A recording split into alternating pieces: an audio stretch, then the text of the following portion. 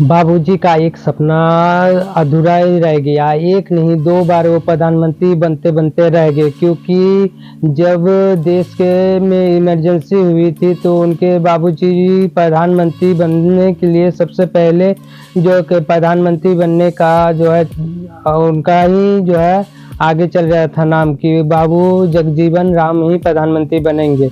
लेकिन ठीक उसी समय उनके बेटे ने सुरेश कुमार ने उनकी राजनीति को स्वतंत्र करने के लिए कुछ आपत्तिजनक जो है तस्वीरें जो है मैगजीन में छाप दी गई।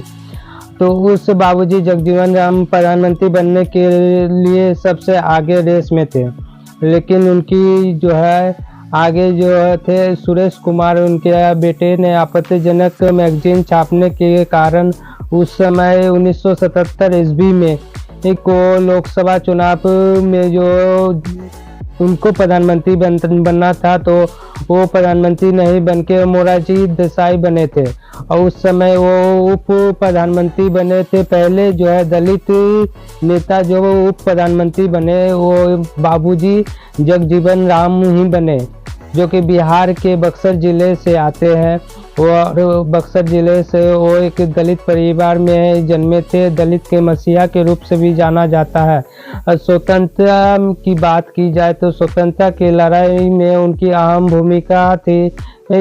भूमिका निभाई थी और क्रांतिकारी की बाबूजी जगजीवन राम की 6 जुलाई 1986 ईस्वी में जब उनके 78 वर्ष उनका हुआ तब उनका निधन हो गया था। भारतीय संसदीय लोकतंत्र के विकास के लिए उनका योगदान जो है मुख्य योगदान रहा।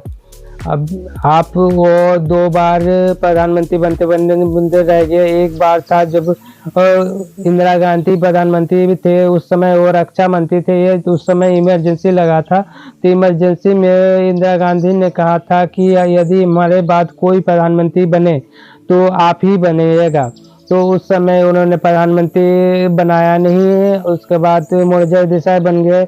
उनके बाद जब वो कांग्रेस को छोड़ दिया गया, कांग्रेस को छोड़ने के बाद जो है कि सारी दलों को लेके जैसे जेपी ने जयप्रकाश ने अलग पार्टी बनाई, जनता पार्टी, और उन्होंने अलग पार्टी बनाए। दोनों को लेके चुनाव जीते, लेकिन लास्ट में जो है उनको प्रधानमंत्री नहीं बनाया गया।